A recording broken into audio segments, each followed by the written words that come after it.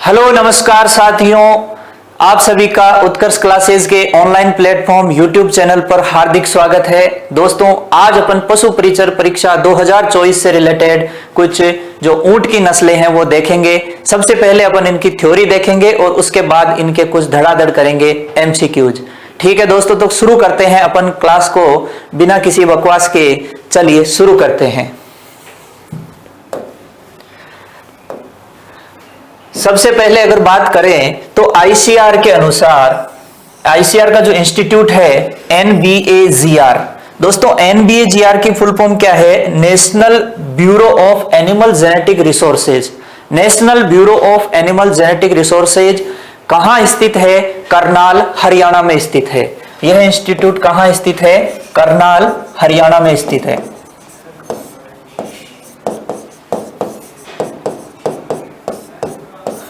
एनबीएजीआर का दूसरा अपन हिंदी के अंदर देखें तो क्या हो जाएगा? राष्ट्रीय पशु अनुवंशिक संसाधन ब्यूरो। राष्ट्रीय पशु अनुवंशिक संसाधन ब्यूरो।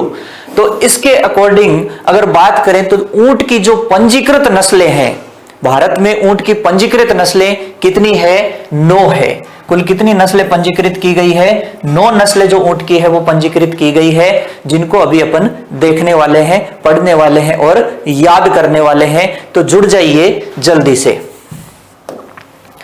यहां पे देखिए जो ऊंट की ब्रीडें हैं, एनबीएजीआर करनाल कहां स्थित है? करनाल, हरियाणा के अंदर स्थित है। और इसके लिए यहां पे ऊंट की ब्रीड जो दी हुई है, सबसे पहले कौन सी ब्रीड है? आपकी प्यारी प्यारी बीकानेरी।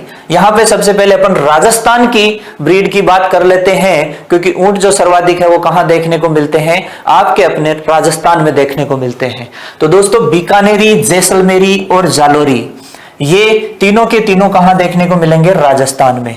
इसके अलावा मारवाड़ी, मेवाड़ी और मेवाती। मारवाड़ी, मेवाड़ी और मेवाती। अब मेवाती, जो मेवात रीजन कौन सा है? अलवर भरतपुर वाला रीजन। कौन सा रीजन है? अलवर भरतपुर वाला रीजन, जो कि हरियाणा बॉर्डर के इधर भी लगता है। इसलिए मेवाती ब्रीड को यहां पे राजस्थान के साथ साथ में हरियाणा भी लिखा हुआ है। राजस्थान के साथ साथ में क्या लिखा हुआ है? हरियाणा भी लिखा हुआ है। अब और इसके बाद में नेक्स्ट जो ऊंट की नस्लें हैं, राजस्थान के अलावा कौन कौन सी नस्लें हैं? वो है आपकी कच्छी और खराही। ये दोनों नस्लें कहां की है दोस्तों? गुजरात की है। ये दोनों नस्लें कहां की है? गुजरात की है। और अंत में एक मात्र नस्ल जो बच गई वो अब कौन सी है? मालवी नस्ल, जो कि कहां की है? एमपी की है। यानी 9 नस्लों की अगर अपन बात करें तो 9 में से 6 नस्लें कहां की है? राजस्थान की है। 9 में से 6 नस्लें कहां की है? राजस्थान की है। 2 नस्लें अपनी कहां की है? गुजरात की है। और एक नस्ल कहां की है? एमपी की है। ठीक है, तो फटाफट इनका एक स्क्रीनशॉट ले लीजिए, फिर अपन ट्रिक के थ्रू इनको क्या करेंगे? याद करेंगे। ठीक है, तो यहां पे एक ट्रिक अपन बनाते हैं इन सभी के लिए। बीकानेरी, चलो थोड़ा अलग बनाते हैं, बीकानेरी जैसा जालोरी ऊंट।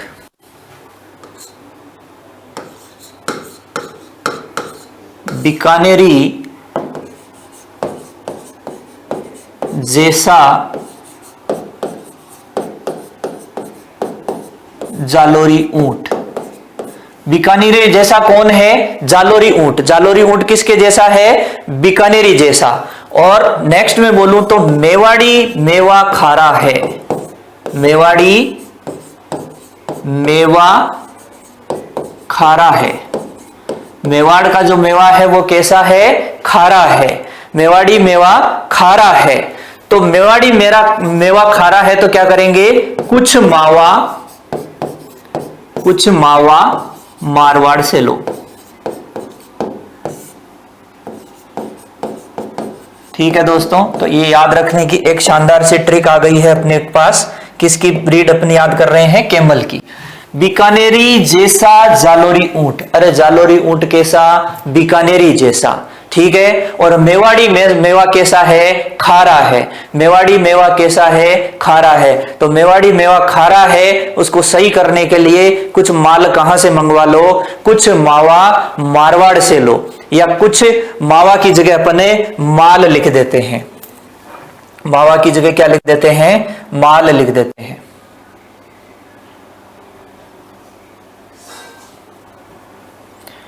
कुछ माल, कुछ माल कहां से लो, मारवाड़ से लो। बीकानेरी जैसा जालोरी ऊंट, मेवाड़ी मेवा खारा है, तो कुछ माल मारवाड़ से लो। तो देखो कौन कौन सी ब्रीडें अपनी हो गई यहां से, बीकानेरी जैसा से हो गई आपकी जैसलमेरी, जालोरी से जालोरी, यहां मेवाड़ी से आपकी कौन सी हो गई, मेवाड़ी, मेवा से आपकी कौन सी हो गई, मेवाती, खारा है से आपकी हो गई खराई, कुछ से आपकी हो गई कच्छी, माल से आपकी हो गई मालवी, मारवाड़ से आपकी हो गई मारवाड़ी।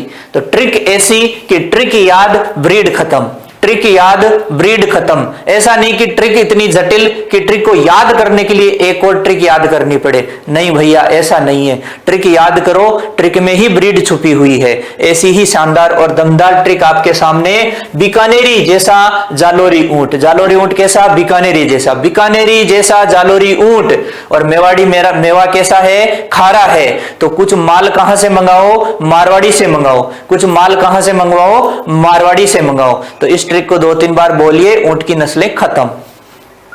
चलिए नेक्स्ट, हां जी, अब है ऊंट के क्लासिफिकेशन की बात। किसका क्लासिफिकेशन यहां पर कर रहे हैं, ऊंट का क्लासिफिकेशन। तो क्लासिफिकेशन में अपने को ज्यादा डीप नहीं जाना है, यहां सबसे पहले ध्यान देना है कि कौन से जगत से संबंध रखता है, जंतु जगत से। तो अपन जितने भी पढ़ेंगे सभी के सभी किससे संबंध रखेंगे, जंतु जगत से ही संबंध रखेंगे। संघ कौन सा रहेगा इनका, सभी का कोर और इनकी क्लास कौन सी रहेगी, सभी के सभी मैमेलियंस है, जितना भी अपन इसके अंदर पढ़ने वाले हैं। अंतर यहां से कुछ के अंदर आएगा, वो है गण के अंदर। गण के अंदर क्या होगा, एक तो होता है आर्टियोडेक्टाइला, एक तो होता है आर्टियोडेक्टाइला और एक होता है पेरिसोडेक्टाइला। आर्टियोडेक्टाइला में तो खुर क्या रहते हैं, विभाजित रहते हैं, और पेरिसोडेक्टाइला में खुर जो है वो विभाजित नहीं रहते। जैसे कि इसका एग्जाम्पल पेरिसोडेक्टाइला का होगा, वो कि बहुत इंपॉर्टेंट है, और कौन होता है, घोड़ा होता है। पेरिसोडेक्टाइला का एग्जाम्पल कौन होता है, घोड़ा। घोड़े में खुर विभाजित नहीं होते, और जिनमें खुर विभाजित नहीं होते उनमें आपको एक चीज और इंपॉर्टेंट ध्यान रखनी है, उनके अंदर एफएमडी भी नहीं होती। एफएमडी किसके अंदर होती है, विभाजित खुर वाले जानवरों के अंदर होती है। तो यहां बहुत और इंपॉर्टेंट ये जो चीज है आप ध्यान में रखिएगा।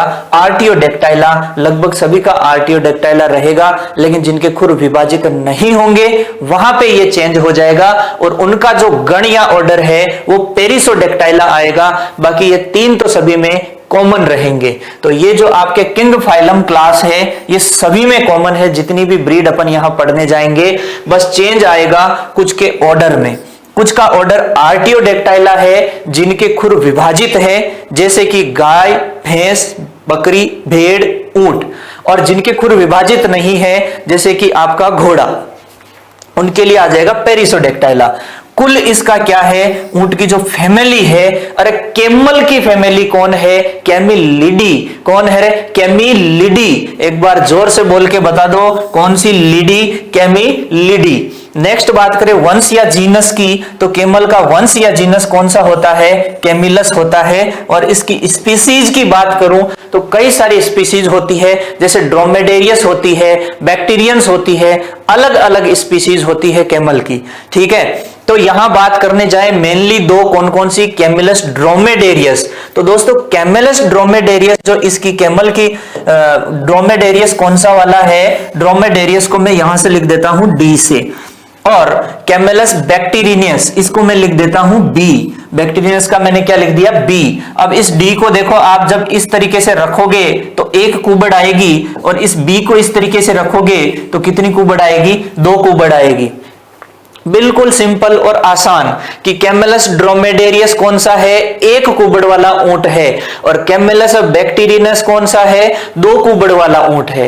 यानी 1 कुबड़ होगी तो कौन सा हो जाएगा, ड्रोमेडेरियस। और अपने वाले सारे कौन से हैं, यहां पे जो देख रहे हैं वो सारे के सारे ड्रोमेडेरियस है।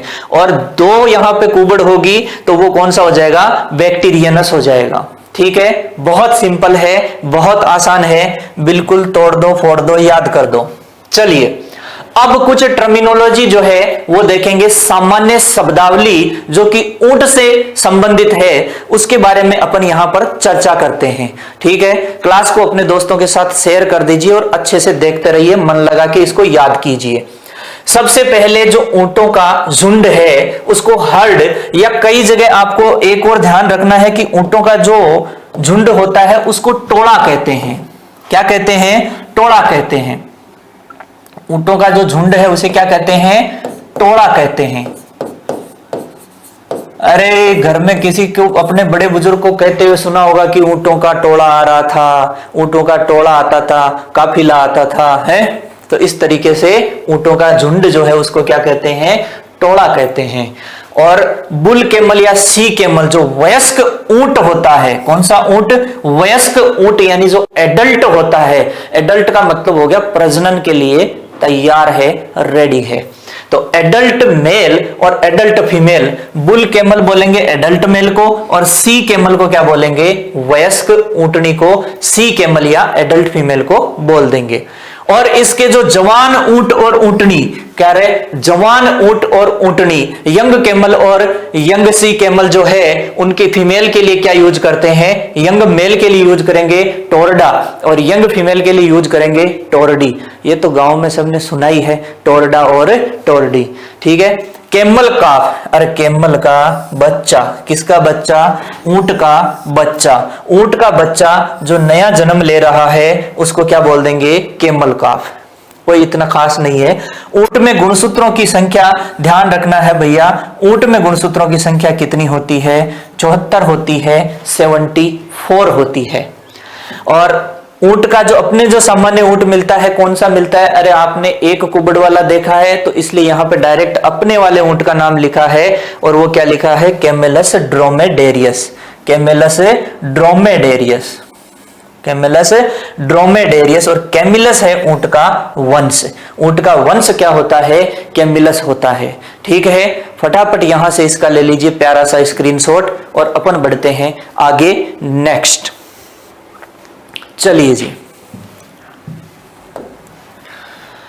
अब बात करते हैं कैमल की जो देसी नस्लें हैं उनको अपन अलग अलग स्टेट के हिसाब से बांट रहे हैं यहाँ पे। तो यहाँ पे बात करें कि जो इंडियन कैमल ब्रीड है जो कि पंजीकृत है, यानी ऊंट की जो भारतीय नस्लें जो पंजीकृत है किसके द्वारा? NBAGR के द्वारा, वो कितनी है? 9 है। अपन पहले ही बात कर चुके हैं, जिसमें से 6 ब्रीड कहां की है? राजस्थान की है। 6 ब्रीड कहां की है? राजस्थान की है। ठीक है। इसके अलावा 2 ब्रीड कहां की है? गुजरात की है। और एक कहां की है? MP की है। एक कहां की है? MP की है। MP की कौन सी है? मालवी। MP की कौन सी है? मालवी, क्योंकि मालवा का पठार आपको पता है। MP और राजस्थान का कौन सा एरिया लगेगा? झालावाड़ वाला एरिया। तो राजस्थान में अगर पूछ ले मालवी कहां है तो झालावाड़ एरिया में आप बोल सकते हो। गुजरात में कौन सा है? कच्छी और खराई जो ऊंट है, दोनों के वाले। कच्छी और खराई कहां के हैं? गुजरात के। और राजस्थान के कौन से हैं? बीकानेरी, जैसलमेरी, मेवाड़ी, मेवाती, मारवाड़ी और जालोरी। ट्रिक अपन ने बोली दी थी, क्या बोली थी? कि बीकानेरी जैसा जालोरी, बीकानेरी जैसा जालोरी। और मेवाड़ी मेवा कैसा था? खारा था।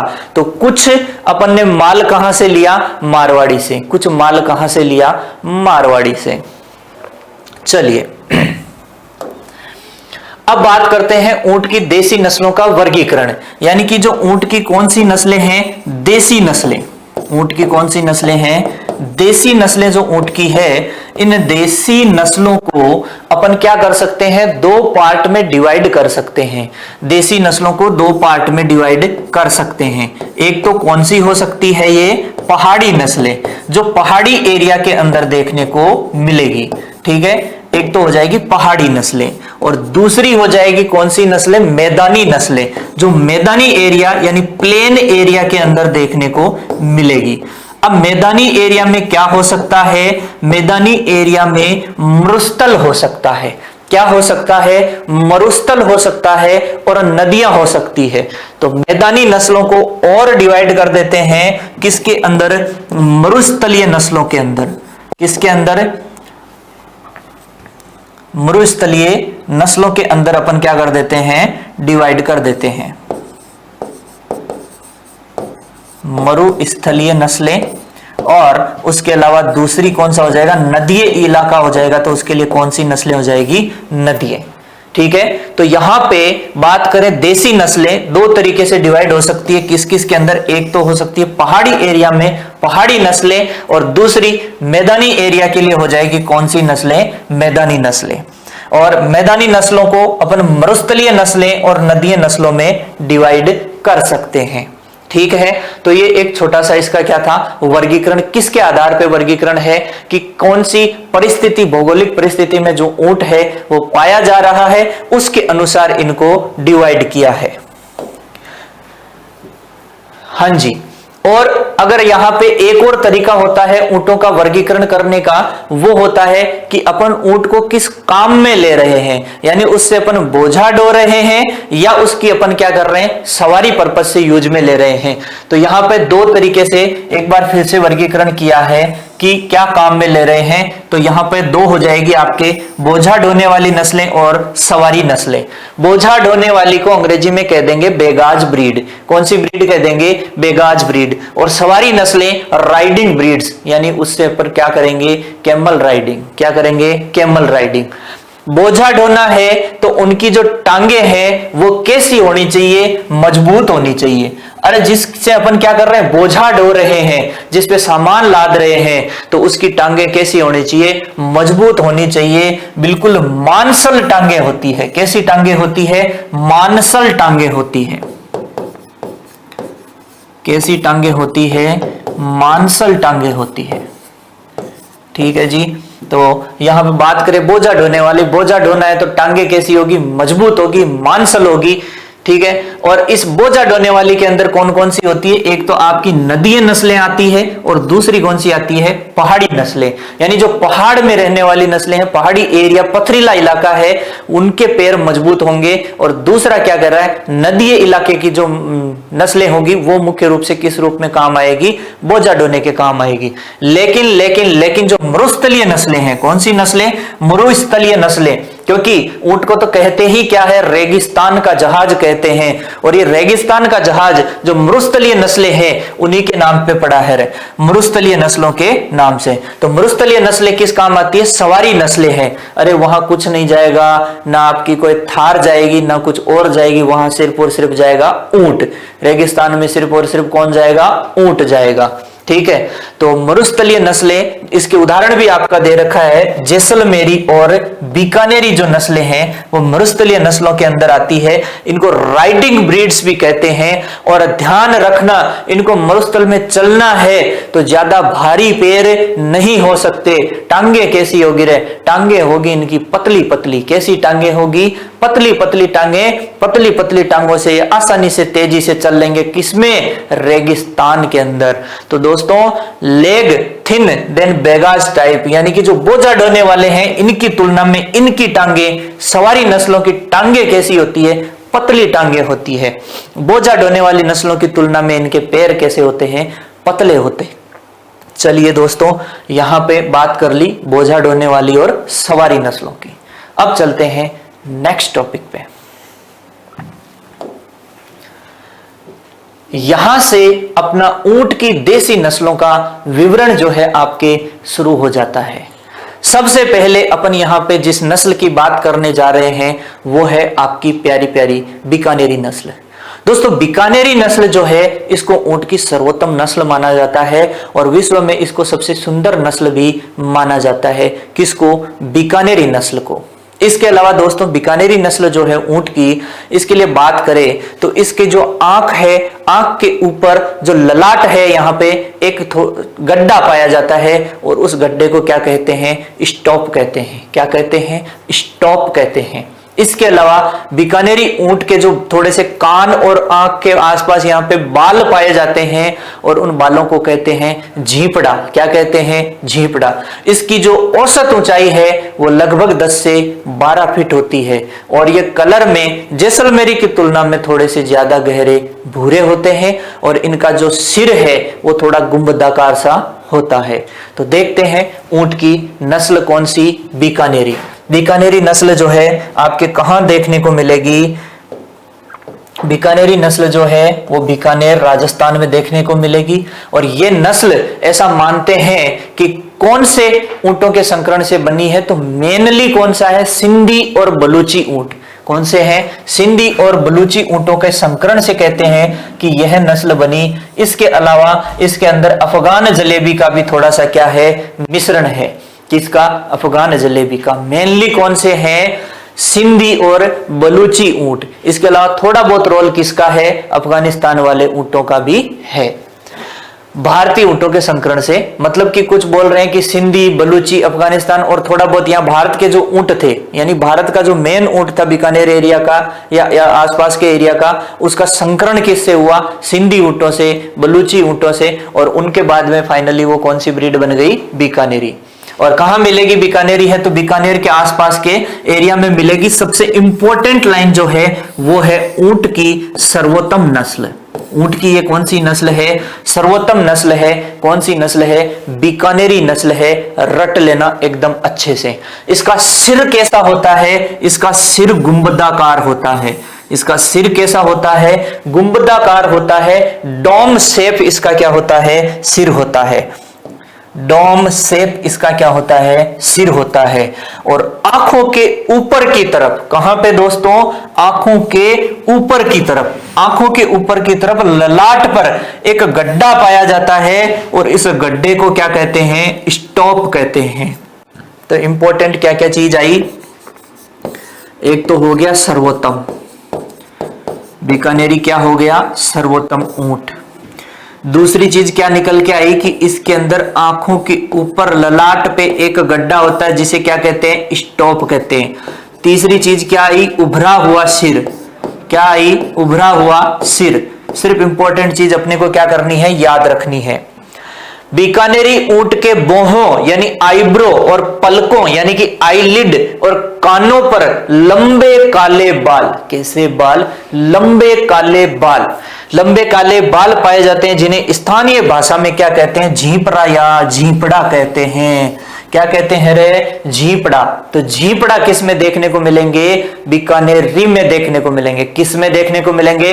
बीकानेरी में।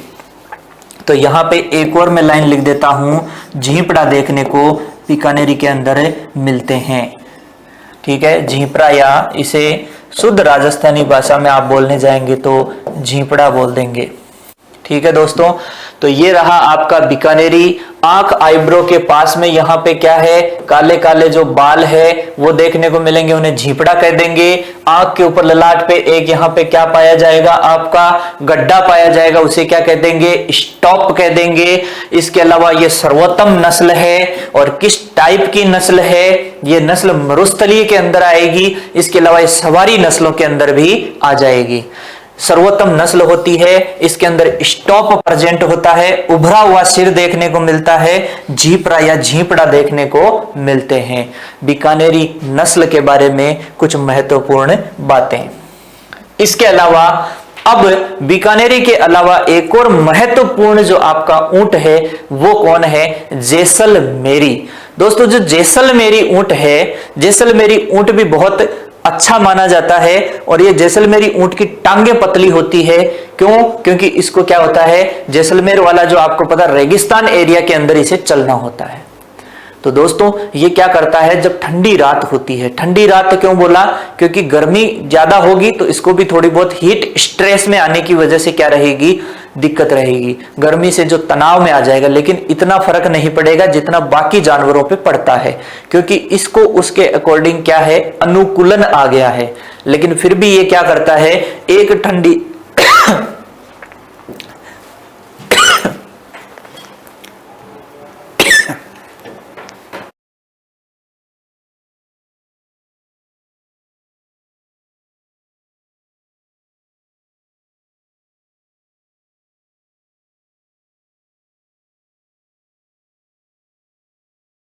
ये खेद है।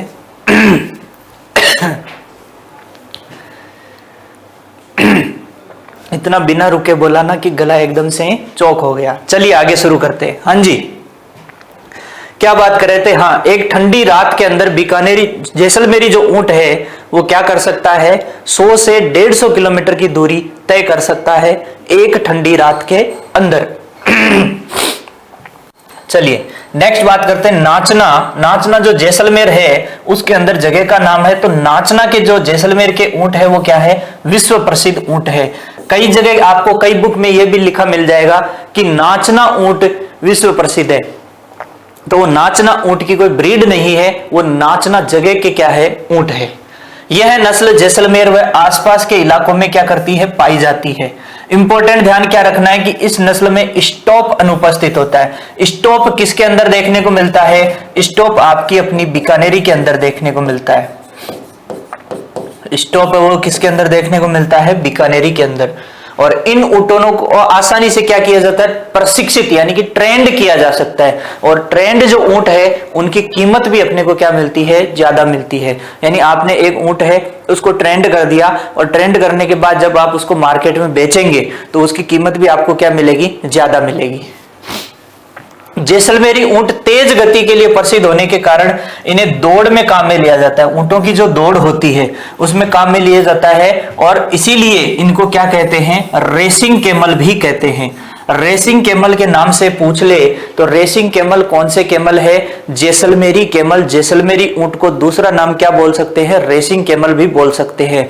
स्टॉप इसके अंदर अनुपस्थित होता है। स्टॉप किसके अंदर उपस्थित था, बीकानेरी के अंदर उपस्थित था। इसके अलावा जैसलमेरी की एक और खास बात क्या बोली कि नाचना जैसलमेर के जो ऊंट है वो विश्व प्रसिद्ध है, बेहतरीन ऊंट होते हैं। लेकिन सर्वोत्तम ऊंट की नस्ल पूछे, ऊंट की सर्वोत्तम नस्ल पूछे तो क्या करना है, वहां बीकानेरी करना है। सवारी व सामान ढोने के काम में क्या किया जाता है, इनको लिया जाता है। और जैसलमेरी ऊंट जो है एक ठंडी रात में कितना किलोमीटर तक की यात्रा कर सकता है, 100 से 150 किलोमीटर तक की यात्रा आसानी से कर सकते हैं। और इसके अलावा इनको कैमल डांस एवं कैमल पोलो के लिए भी प्रसिद्ध नस्ल है। यानी इस कैमल को नचाया जाता है। नाचना से याद रख लेना, नाचना भी क्या था, ऊंट। नाचना के भी क्या प्रसिद्ध थे, ऊंट प्रसिद्ध थे। और इसी तरीके से कैमल डांस में भी, कैमल को नचाने में भी ये क्या किया जाता है, काम में लिया जाता है। और पोलो एक खेल है, वो भी कैमल पोलो खेलने के लिए भी कौन सी नस्ल को काम में लेते हैं, जैसलमेरी नस्ल को काम में लिया जाता है।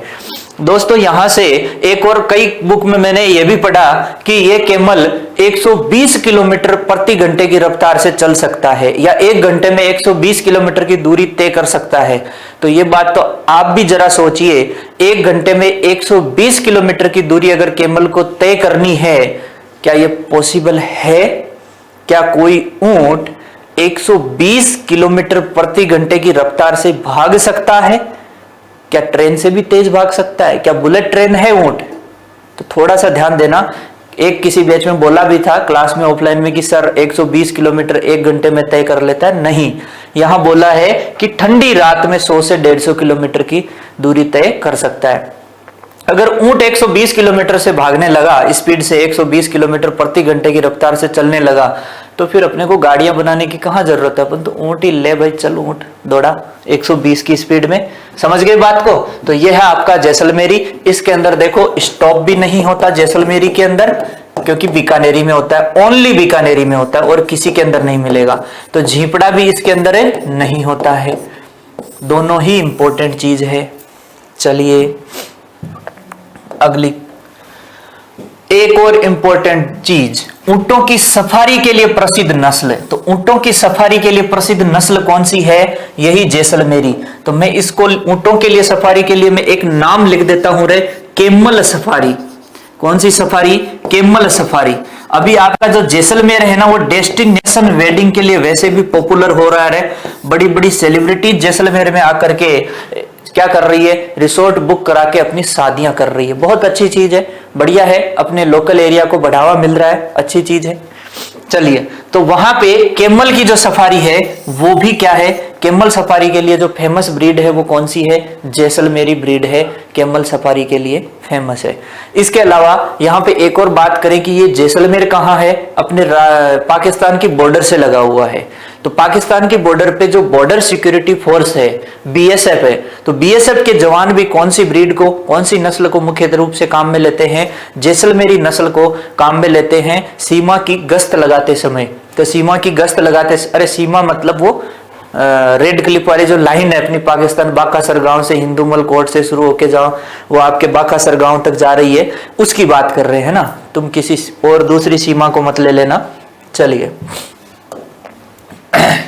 रेगिस्तानी इलाकों में देश की सीमा की निगरानी के लिए बीएसएफ के द्वारा, किसके द्वारा? बीएसएफ के द्वारा काम में ली जाने वाली ऊंट की नस्ल कौन सी है? जैसलमेरी।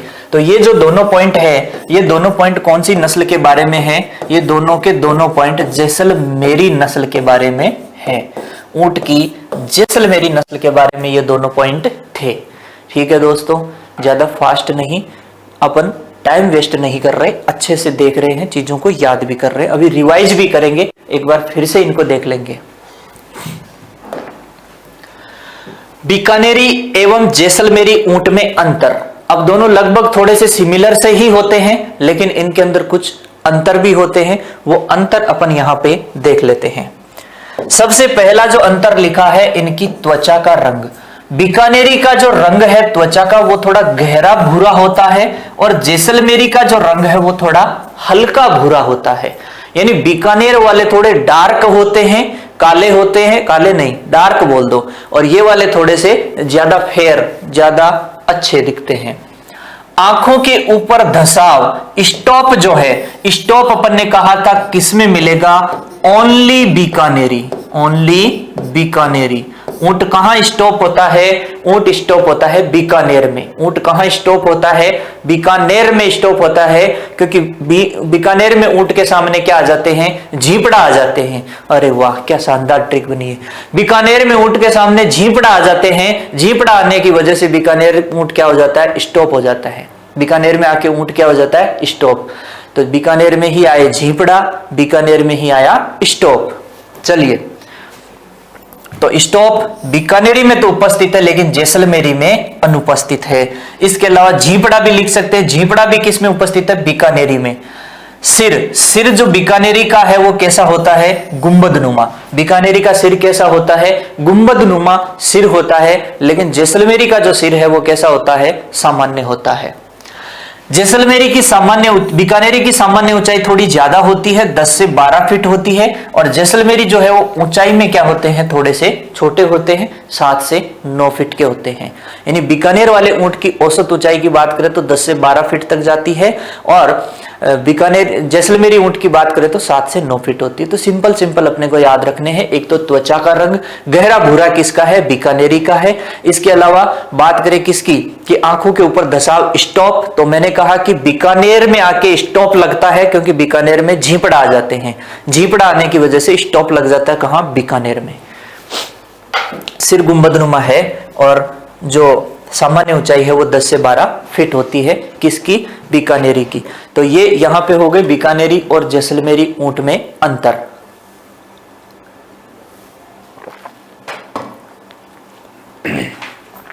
दोस्तों नेक्स्ट जो है वो है मेवाड़ी। कौन सा है जी? मेवाड़ी ऊंट। और मेवाड़ जो एरिया है वो आपको पता कहां लगता है? उदयपुर वाला जो एरिया है उसकी बात हो रही है। Well known for milk production potential, यानी अपने जो राजस्थान में जो ऊंट है, उन राजस्थान वाले ऊंटों में सबसे अच्छा जो दूध देता है, सबसे ज्यादा जो दूध देता है, लगभग 4 से 6 लीटर दूध देता है प्रतिदिन। 4 से 6 लीटर दूध प्रतिदिन। कौन? मेवाड़ी जो ऊंट है। Well known for milk production potential, यानी दूध उत्पादन के लिए जाना जाता है। कौन सी नस्लों में? राजस्थान वाली में सबसे ज्यादा दूध उत्पादन कौन करता है? ये आपका मेवाड़ी।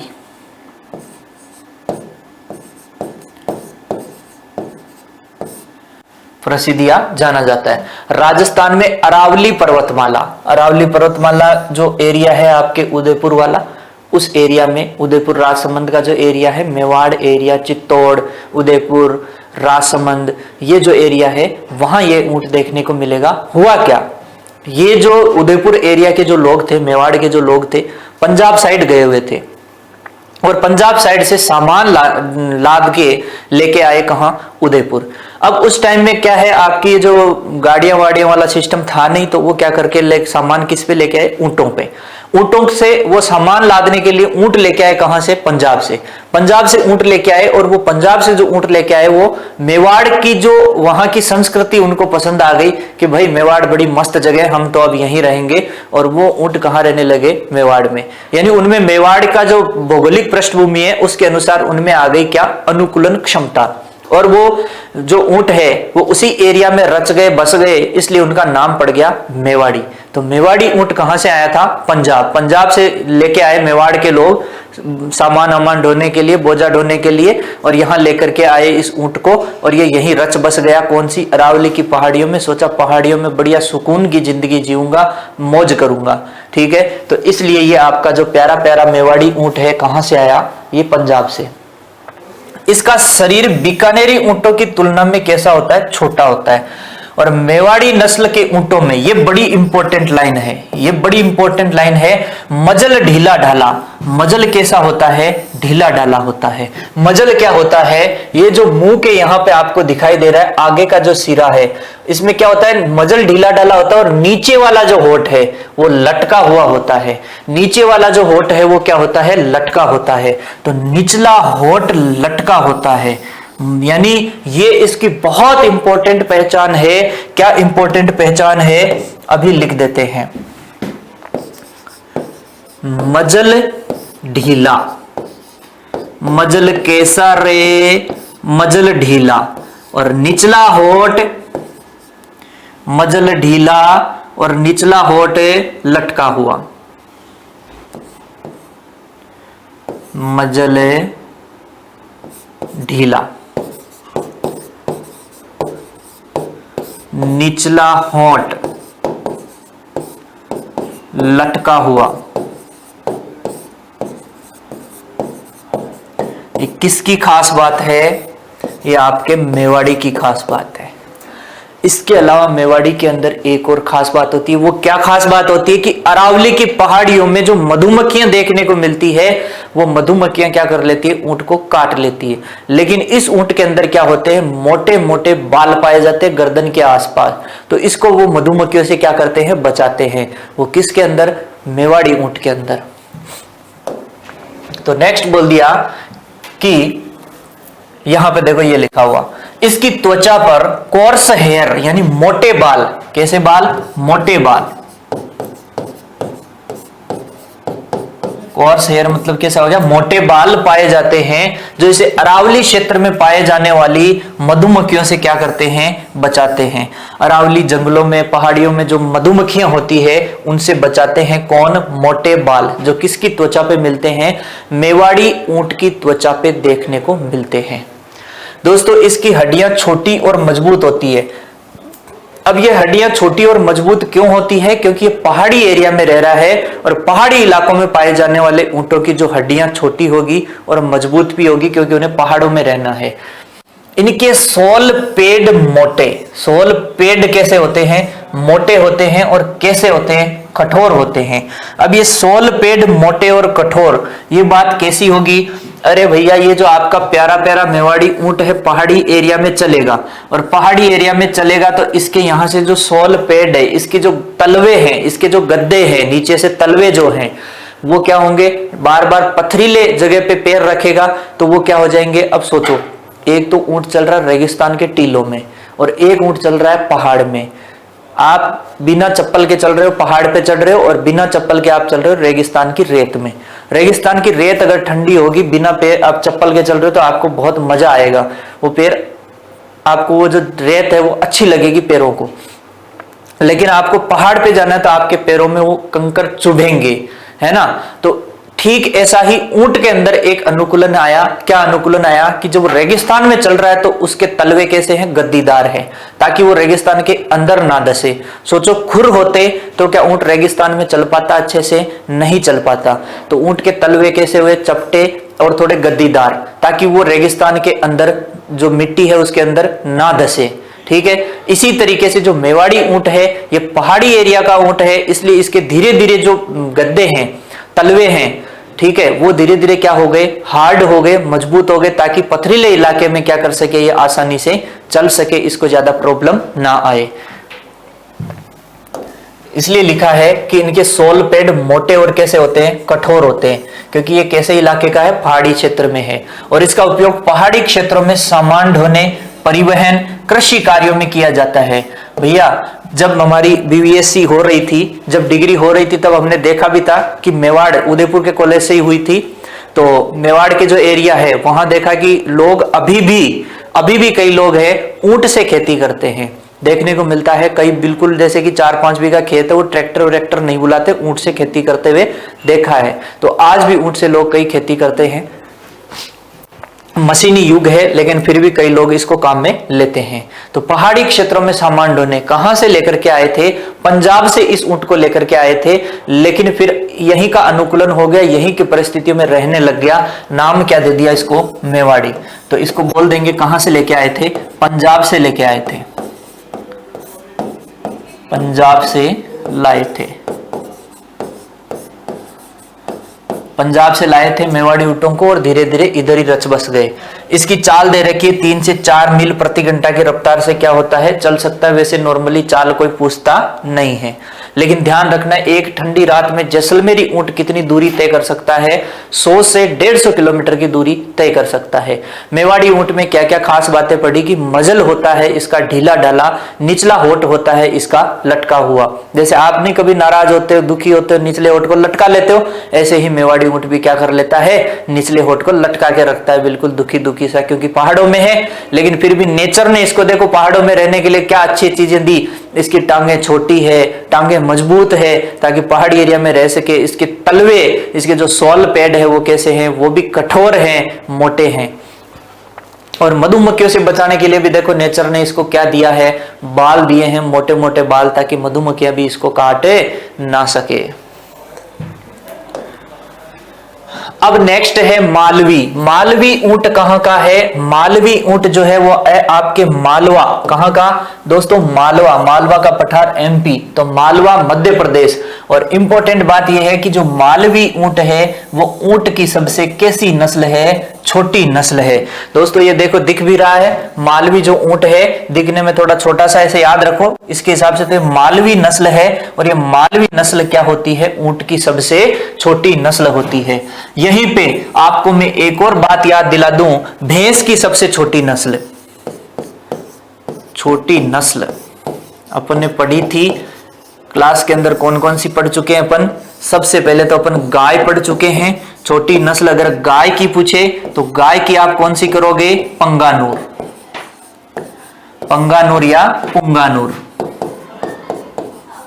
ठीक है दोस्तों, चलिए भैंस के अंदर अगर बात करें तो सबसे छोटी नस्ल कौन सी होगी, भैंस की सबसे छोटी नस्ल होगी आपकी जेरांगी, जो जेरांगी हिल्स उड़ीसा की है।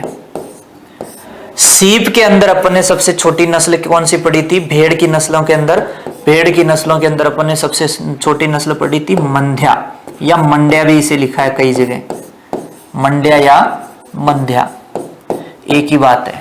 ठीक है, और ऊंट की सबसे छोटी नस्ल अभी अपन पढ़ ली है, वो कौन सी है, मालवी।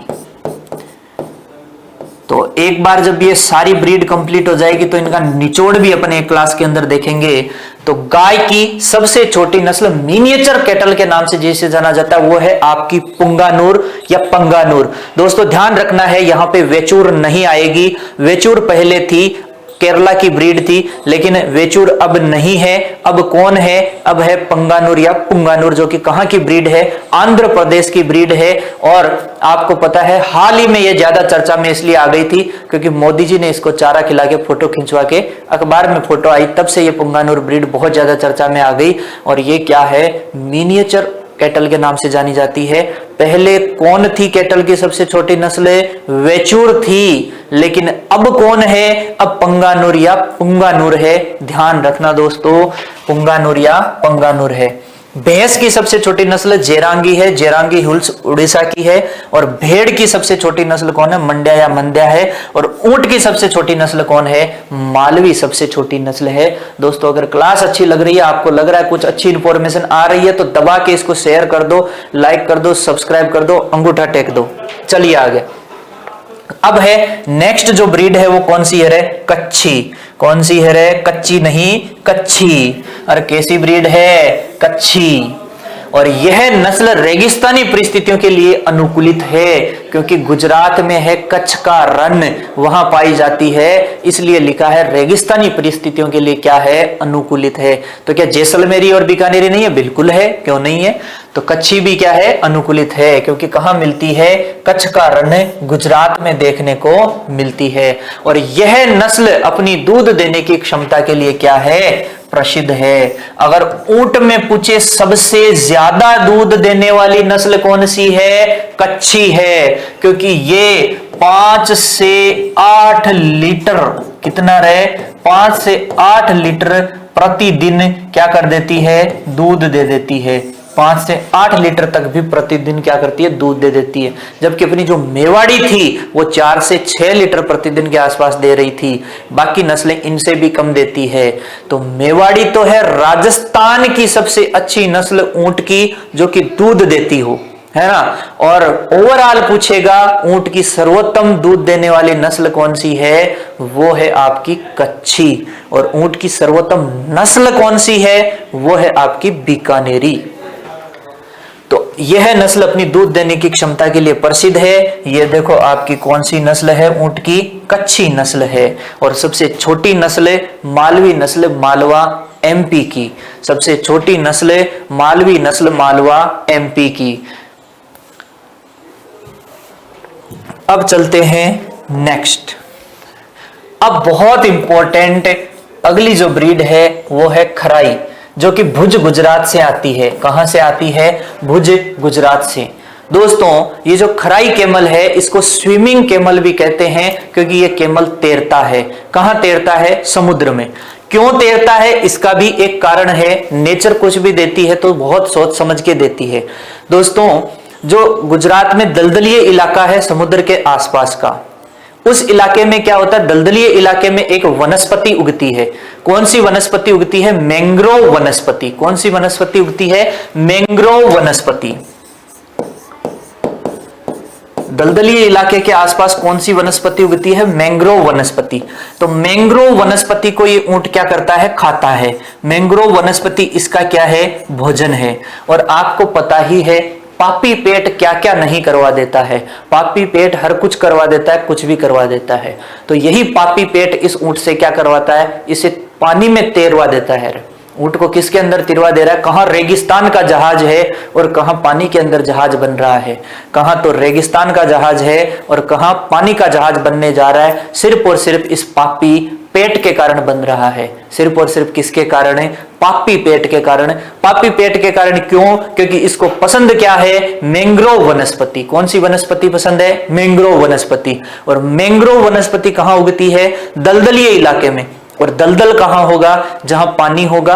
पानी समुद्र के जो एंड किनारा जहां खत्म हो रहा है वहां थोड़ा सा कैसा एरिया रहेगा? दलदली एरिया रहेगा। उस दलदली एरिया में ये मैंग्रोव वनस्पति को खाने के लिए ये क्या करता है? समुद्र में 2-3 किलोमीटर तक क्या कर सकता है? तैर सकता है, क्योंकि इसका मुख्य भोजन मैंग्रोवा नहीं, ये क्या आएगा? मैंग्रोव। ठीक है, मैंग्रोवा नहीं, क्या है? मैंग्रोव। मैंग्रोव वनस्पति इसका मुख्य भोजन है। और दोस्तों समुद्र का पानी कैसा होता है? खारा होता है। अब 3 किलोमीटर ऊंट जाएगा, वहां मैंग्रोव वनस्पति चरेगा, वापस आएगा, तो इसके अंदर टाइम लगेगा। और इतनी देर इसको किसके अंदर रहना है? खारे पानी के अंदर रहना है। तो खारे पानी के अंदर इतनी देर रह रहा है, इसलिए इसके अंदर क्या आ गई? खारे पानी के प्रति अनुकूलन क्षमता। अनुकूलन क्षमता आने का मतलब है कि खारे पानी से इसकी स्किन खराब नहीं होगी। नमक नमक के पानी में ज्यादा देर चले जाओगे तो आपकी स्किन पे क्या होने लग जाएगी, खुजली होने लग जाएगी, इचिंग होने लग जाएगी। लेकिन इसको फर्क नहीं पड़ता है। क्यों? क्योंकि इसके अंदर खारे पानी के प्रति क्या है, अनुकूलन क्षमता है। खारे पानी के प्रति अनुकूलन क्षमता से मुझे एक क्वेश्चन याद आ गया। एक भैंस की नस्ल है, उसके अंदर भी खारे पानी के प्रति अनुकूलन क्षमता पाई जाती है। तो अगर किसी को पता है फटाफट कमेंट कर दीजिए, कमेंट बॉक्स में लिख डालिए कि भैंस की कौन सी नस्ल है जिसके अंदर खारे पानी के लिए अच्छी अनुकूलन क्षमता पाई जाती है। ठीक है, तो खारे पानी के लिए अनुकूलन क्षमता वाली भैंस की नस्ल कौन सी है, उसका आप फटाफट कमेंट के अंदर बता देंगे। जो भी सबसे पहले बताएगा उसको मिलेंगे पूरे 25 पैसे। चलिए, इसमें 3 इंपॉर्टेंट चीज है। खराई ऊंट को स्विमिंग कैमल के नाम से जाना जाता है क्योंकि ये समुद्र में 3 किलोमीटर तक तैर सकता है। तैरता क्यों है? मजा नहीं आता है, भोजन की तलाश में जाता है, मैंग्रोव वनस्पति की तलाश में। मैंग्रोव वनस्पति इसका मुख्य भोजन है, उसकी तलाश में जाता है और समुद्र में तैरता है, इसलिए इसको स्विमिंग कैमल कहते हैं। एक और नाम आया था राइडिंग कैमल। राइडिंग कैमल बोला था जैसलमेरी को, और स्विमिंग कैमल किसको बोलेंगे? खराई भुज गुजरात वाले को। और इसका मुख्य भोजन कौन है? मैंग्रोव वनस्पति। और इसमें खारे पानी के लिए अच्छी अनुकूलन क्षमता पाई जाती है। और ये देख लीजिए, पानी में आपका खराई ऊंट तैरता हुआ दिखाई दे रहा है। ऐसे कैसे बिल्कुल लाइन से जा रहे हैं, बिल्कुल टोला बना के जा रहे हैं। ऊंटों का समूह क्या कहलाता है? टोला कहलाता है। यंग बच्चे मतलब मेल टोरडिया और फीमेल टोरडी कहलाती है। याद रखना, इनका जो ग्रुप है, हर्ड की बजाय टोले पे ज्यादा फोकस करना। इनका जो ग्रुप है वो क्या कहलाता है? टोला कहलाता है। तो ये ऊंटों का टोला तैर रहा है। और कौन से ऊंट है? खराई नस्ल के ऊंट हैं। नेक्स्ट है दोस्तों अपना प्यारा प्यारा कौन? जालोरी। और जालोर के तो आपको पता फेमस है, मेरा बालम थानेदार चला हुए जिप्सी। जालोर लूणी नदी का अंतिम किनारा ही मान लीजिए। तो लूणी नदी का दक्षिणी भाग इस नस्ल का उद्गम स्थल माना जाता है। तो यहां लूणी नदी के दक्षिणी भाग को तो छोड़िए, क्वेश्चन सिंपल सा ऐसे भी बना सकता है कि लूणी नदी के जो दक्षिणी भाग का किनारा है वहां पे ऊंटों की कौन सी नस्ल पाई जाती है? जालोरी नस्ल पाई जाती है। और जगह के नाम से पूछे तो आपके कौन सा एरिया हो जाएगा? जालोर राजस्थान या सांचौर। जालोर, सांचौर। सांचौर तो फेमस ही है, आपको बताने की जरूरत नहीं है। लूणी नदी का दक्षिणी भाग इस नस्ल का क्या है? उद्गम स्थल है। यह आपका सांचौरी ऊंट है। यह नस्ल उबड़ खाबड़ भूमि एवं शुष्क जलवायु के लिए जानी जाती है, क्योंकि नदी के आसपास वाला एरिया है तो उबड़ खाबड़ जमीन देखने को मिलेगी। मेनली यूज फॉर ट्रांसपोर्ट, यानी मुख्य रूप से ये किस रूप में काम में लिया जाता है? परिवहन हेतु उपयोग में आता है। मुख्य रूप से परिवहन के लिए उपयोगी है, परिवहन करने के लिए, ट्रांसपोर्टेशन के लिए इसका काम में लिया जाता है। तो यही कारण है कि ऊंटों की जनसंख्या भी धीरे धीरे कम होने का, क्योंकि धीरे धीरे मशीनीकरण का युग आ गया, ऊंटों की उपयोगिता कम होने लग गई, इसलिए ऊंटों की जनसंख्या में क्या आने लग गई? गिरावट आने लग गई। इसको सांचौरी ऊंट भी कहा जाता है। इसको कौन सा ऊंट भी कहा जाता है? सांचौरी ऊंट के नाम से भी जाना जाता है। सांचौर वाले एरिया में मिलता है, इसलिए इसको दूसरा नाम सांचौरी ऊंट भी कह देते हैं। तो यह है आपका प्यारा प्यारा जालोरी नस्ल का ऊंट। जालोर सांचौर राजस्थान में। लूणी नदी का दक्षिणी भाग इस नस्ल का उद्गम स्थान, उबड़ खाबड़ भूमि, ट्रांसपोर्ट के लिए यूज, सांचौरी ऊंट भी कहा जाता है। इस तरीके से दोस्तों ऊंट की नस्लें हुई समाप्त। अब इनसे संबंधित कुछ अपन एमसीक्यू प्रश्न देख लेते हैं।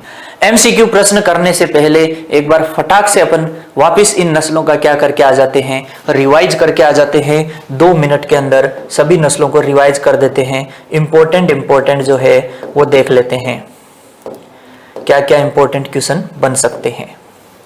चलिए, तो कितनी नस्लें ऊंट की पंजीकृत है? 9 नस्लें ऊंट की पंजीकृत है। यहां पे अपन ने क्या एक ट्रिक बोली? बीकानेरी जैसा कौन? जालोरी। और मेवाड़ी मेवा खारा। मेवाड़ी मेवा कैसा है? खारा है। तो कुछ माल कहां से लिया? मारवाड़ से मंगाया। कुछ माल कहां से मंगवाया? मारवाड़ से मंगवाया। क्लासिफिकेशन में मैंने क्या कहा था, इंपॉर्टेंट आपको एक तो याद रखना है, गण कौन सा है, आर्टियोडेक्टाइला, विभाजित खुर होते हैं। दूसरा बोला कि नाम जो है कैमेलस ड्रोमेडेरियस एक कुबड़ वाले का और कैमेलस बैक्टीरियनियस किसका है, 2 कुबड़ वाले का।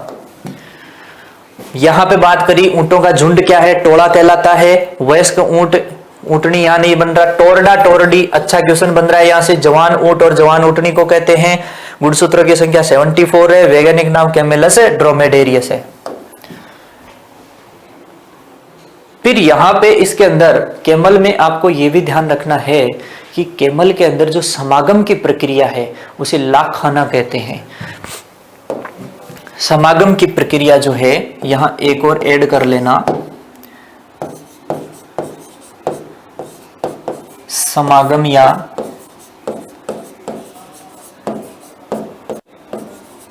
मैथुन की प्रक्रिया, या इसको इंग्लिश में अगर मैं बोलूं तो इसको मैं बोल दूंगा act of mating. Act of mating, act of mating जो है ऊंट के अंदर किस नाम से जाना जाता है, लाखाना। अरे ऊंट इतना भारी भरकम है तो उस टाइम भी इसको देखो क्या लग जाती है, भूख लग जाती है, लखाना या लाखाना। तो ऊंट उस टाइम भी देखो, मेटिंग के टाइम ऊंट क्या करने लग जाता है, अरे भैया अब तो खाना लाओ, भूख लग गई है। ऊंट को उस टाइम भी भूख लग जाती है रे, मेटिंग के टाइम भी तो ऊंट क्या करने लगता है, लाओ खाना लाओ, लाखाना लाखाना लाखाना, तभी आगे का काम होगा। तो एक्ट ऑफ मेटिंग क्या है, ऊंट के अंदर है लाखाना। और इसके अलावा अगर अपन बोले प्रसव की क्रिया जो ऊंट के अंदर है वो क्या होती है, प्रसव की क्रिया। प्रसव की क्रिया, प्रसव की क्रिया अपन देखेंगे इसके बच्चे से ही याद हो जाएगी।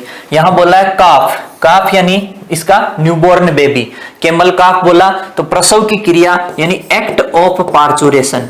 एक्ट ऑफ पार्चुरेशन जो है कैमल के अंदर वो क्या कहलाएगा, काविंग। काफ है, अरे काफ दे रहा है, काफ का जन्मना क्या कहलाता है, काविंग कहलाता है। एक्ट ऑफ पार्चुरेशन क्या कहलाएगा, काविंग।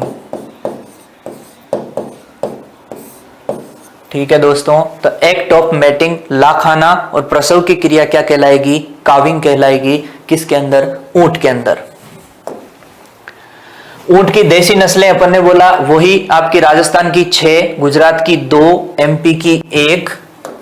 फिर अपन ने इनको किस में बांट दिया था, पहाड़ी नस्लें और मैदानी नस्लों के रूप में बांट दिया था। मैदानी नस्लों को 2 बोला था, कौन कौन सी 2 नस्लें बोली थी, मरुस्थलीय नस्लें और आपकी नदीय नस्लें। फिर ऊंट की नस्लों को अपन ने बोझा ढोने के आधार पे और सवारी पर्पज से बांटा था 2 भागों में। ठीक है, तो बोझा ढोने वाली के अपन ने बोला मजबूत हड्डियां होगी, नदीय नस्लें और पहाड़ी नस्लें बोझा वाली में आ जाएगी, और मरुस्थलीय नस्लें किस में आ जाएगी, सवारी टाइप में, जिसकी टांगे कैसी होती है, पतली होती है। बीकानेरी के अंदर अपन ने खास बात क्या बोली थी कि सर्वोत्तम होता है, इसके अंदर स्टॉप प्रेजेंट होता है, गड्ढा होता है ललाट पे, इसके अलावा इसका सिर कैसा होता है, उभरा हुआ होता है, आंखों पे कानों पे बाल मिलते हैं, आईलिड पे आईब्रो के ऊपर बाल मिलते हैं, उनको झीपड़ा या झीपरा कहते हैं। सिर गुंबदाकार, सर्वोत्तम नस्ल सिंधी और बलूची का मिश्रण। जैसलमेरी, नाचना जैसलमेर के ऊंट प्रसिद्ध है, इनके अंदर स्टॉप अनुपस्थित है। रेसिंग कैमल कहते हैं, एक ठंडी रात में 100 से 150 किलोमीटर चल सकते हैं। बीएसएफ के जवान इनको काम में लेते हैं। इसके अलावा कैमल सफारी में इस ब्रीड को यूज किया जाता है। नेक्स्ट, बीकानेरी एवं जैसलमेरी ऊंट में अंतर देखा था। बीकानेरी का त्वचा का रंग गहरा भूरा, जैसलमेरी का हल्का। बीकानेरी की ऊंचाई 10 से 12 फीट, जैसलमेरी की 7 से 9 फीट। बीकानेरी में स्टॉप प्रेजेंट, जैसलमेरी में एब्सेंट। बीकानेरी में झीपड़ा प्रेजेंट, जैसलमेरी में एब्सेंट। ठीक है, अब बीकानेरी का सिर गुंबदनुमा, जैसलमेरी का सामान्य। मेवाड़ी में अपन ने कहा सबसे इंपॉर्टेंट, एक तो राजस्थान वाली नस्लों में सबसे ज्यादा दूध देता है मेवाड़ी, 4 से 6 लीटर प्रतिदिन।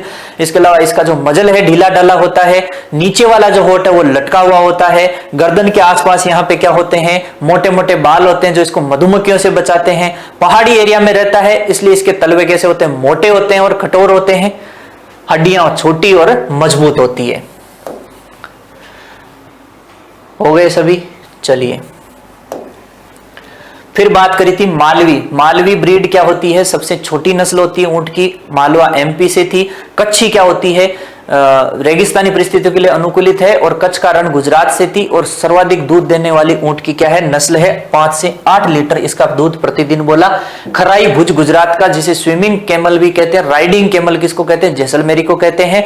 मैंग्रोव वनस्पति इसका मुख्य भोजन है, इसलिए उस मैंग्रोव वनस्पति की तलाश के अंदर ये समुद्र के अंदर 3-4 किलोमीटर तक क्या कर सकता है, तैर सकता है, इसलिए इसको स्विमिंग कैमल कहते हैं। और खारे पानी की अच्छी अनुकूलन क्षमता इस खराई के अंदर पाई जाती है। जालोरी, जालोरी को सांचोरी ऊंट भी कहते हैं, क्योंकि सांचोर वाले एरिया के आसपास ये देखने को मिलता है। लूणी नदी के दक्षिण भाग से इसका क्या है, उद्गम। अब देखते हैं अपन क्वेश्चन करने का आएगा मजा। भारत में ऊंट की कुल पंजीकृत देसी नस्लें हैं, फटाफट कमेंट करके इसका आंसर बता दीजिए, ज्यादा सोचने की जरूरत ही नहीं है, आंसर चला जाएगा 9। तो 9 देसी नस्लें क्या है, NBAGR के थ्रू पंजीकृत है। ऊंट की नस्ल जो भारत की रेगिस्तानी सीमा की निगरानी के काम में ली जाता है। रेगिस्तानी सीमा की निगरानी के काम में कौन लेते हैं इसे, BSF के जवान काम में लेते हैं। कौन काम में लेते हैं, BSF के जवान काम में लेते हैं।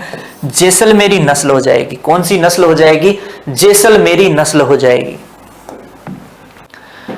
लोसा, होली आ रखी है और सपनों पर सफलता का रंग जो है वो किसके संग चढ़ेगा, उत्कर्ष के संग। सपनों पर सफलता का रंग चढ़ेगा अब किसके संग, उत्कर्ष के संग। तो दोस्तों उत्कर्ष लेकर के आया है होली हंगामा ऑफर 21 से 28 मार्च। अरे सभी ऑफर लेके आ रहे हैं तो उत्कर्ष पीछे थोड़ी रहेगा, उत्कर्ष सबसे आगे मिलेगा। तो होली हंगामा ऑफर 21 से 28 मार्च तक उत्कर्ष ऐप से आपको बुकशाला से प्रिंटेड नोट्स और बुक पर भी भारी डिस्काउंट मिल रहा है। तो चूकिए मत, भारी डिस्काउंट का मजा लीजिए और सपनों पर सफलता का रंग उत्कर्ष के संग चढ़ा लीजिए और होली का आनंद लीजिए। एग्रीकल्चर के सभी लाइव और रिकॉर्डेड ऑनलाइन कोर्सेज जो है सभी पे 90% तक का डिस्काउंट मिल रहा है। कितना डिस्काउंट मिल रहा है, 90% तक का डिस्काउंट। इसके साथ में 3 महीने की एक्स्ट्रा वैलिडिटी, अन्य वैधता मिल रही है 3 महीने की। कितने महीने की, 3 महीने की। और आज ही डाउनलोड करें उत्कर्ष ऐप प्ले स्टोर से। सपनों पर सफलता का रंग उत्कर्ष के संग UP AGTA batch live from studio कितने रुपए में, 5000 का कोर्स मात्र 1000 रुपए में। और पशु परिचर बैच जो कि जोधपुर क्लासरूम से लाइव आपको देखने को मिलेगा 10,000 का कितने में, 1500 रुपए में। और पशु परिचर का रिकॉर्डेड बैच 10,000 का कितने में, 1500 रुपए में। और पशु परिचर का बैच जो जयपुर का क्लासरूम से है वो भी कितना, 10,000 का 1500 रुपए में। मात्र 1500 रुपए में होली हंगामा ऑफर 21 से 28 मार्च तक।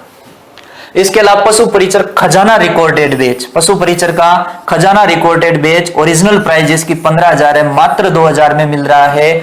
और पशु परिचर खजाना लाइव फ्रॉम क्लासरूम 15,000 का कितने में मिल रहा है भैया, 2,000 में। और DSSB SO horticulture live from studio 7500 का कितने में मिल रहा है, 2200 रुपए में। तो ये होली हंगामा ऑफर है, कब से कब तक है, 21 से 28 मार्च तक। मजा लीजिए होली का, लूट लीजिए त्योहार को, जो कि उत्कर्ष के संग आप रंग खेलेंगे और अपना सिलेक्शन सुनिश्चित कीजिए। जेट क्रैश कोर्स 5,000 का ओरिजिनल प्राइस लेकिन कितने में आ रहा है, 1000 में।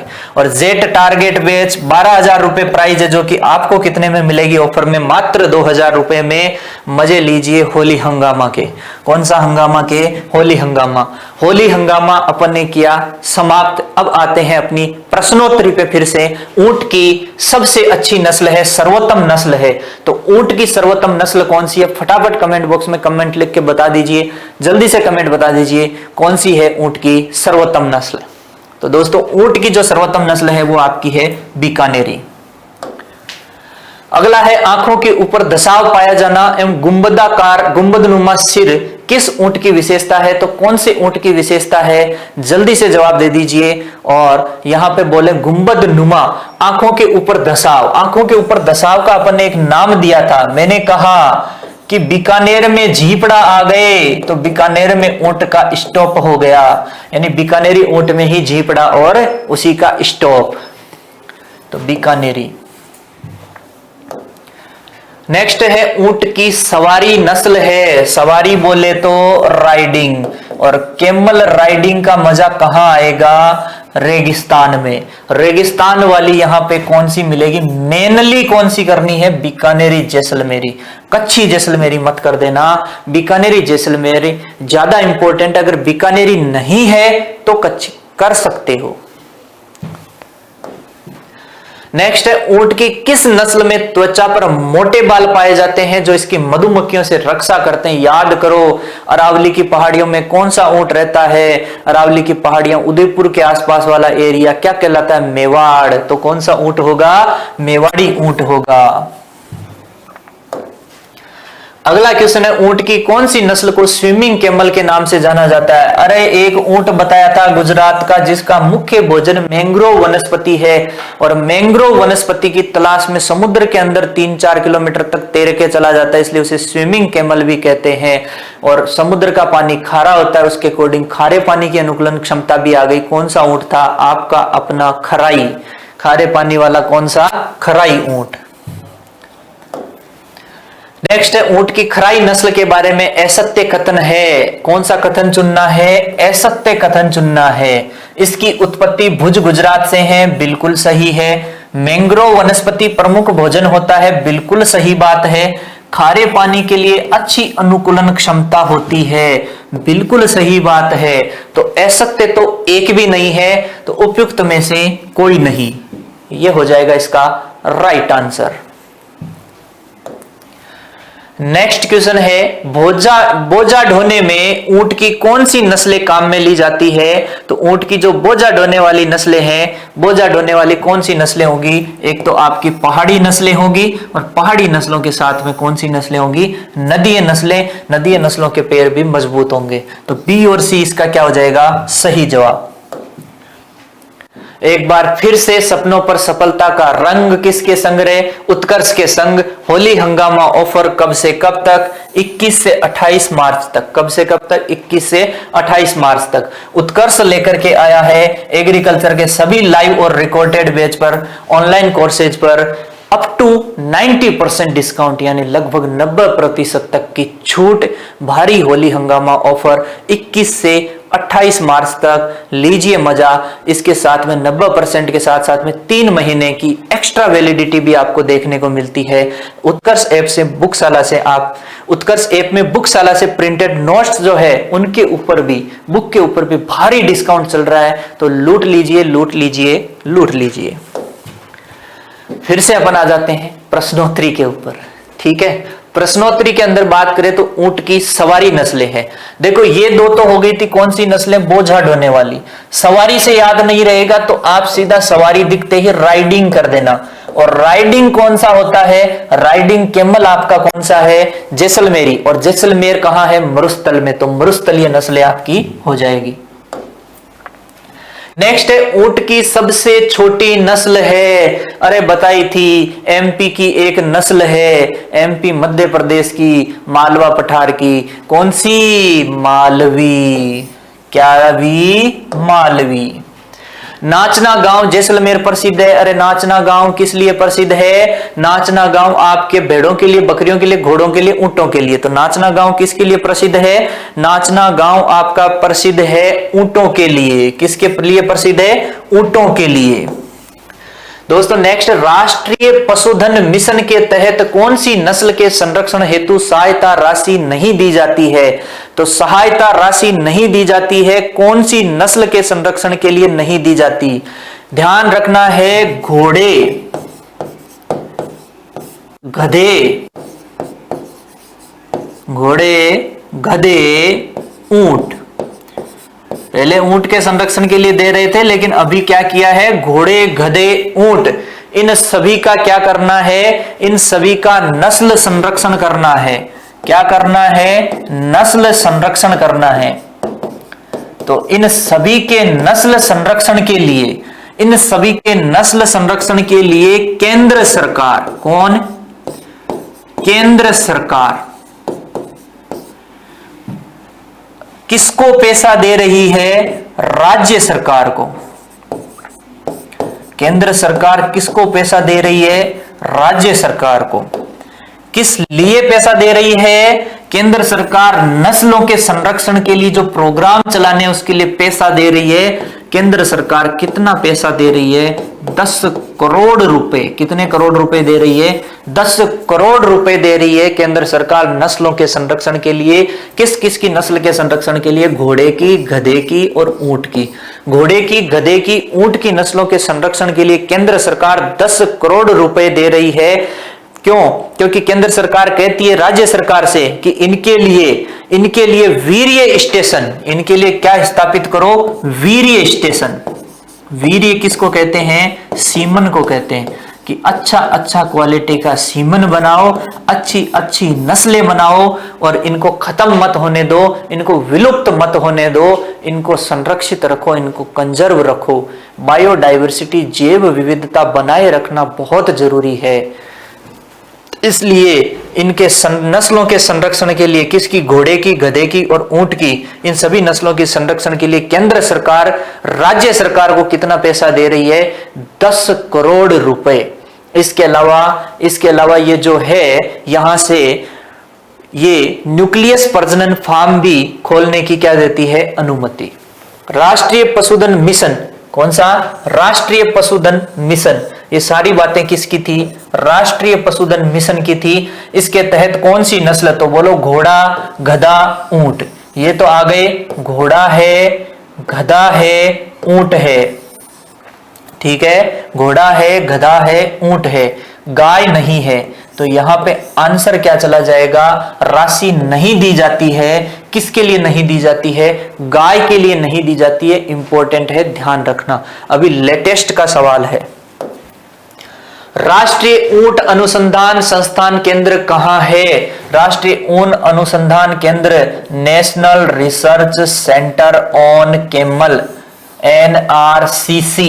NRCC आपके कहां है? जोहड़बीड़। कहां है? जोहड़बीड़, बीकानेर में। कहां है? जोहड़बीड़, बीकानेर में। ठीक है, NRCC कहां स्थित है? जोहड़बीड़, बीकानेर में। राष्ट्रीय ऊंट अनुसंधान केंद्र कहां स्थित है? जोहड़बीड़, बीकानेर में। इसके अलावा अगला क्वेश्चन, भारत में पाई जाने वाली ऊंट की कुबड़युक्त अरेबियन प्रजाति को सामान्यतया क्या कहा जाता है?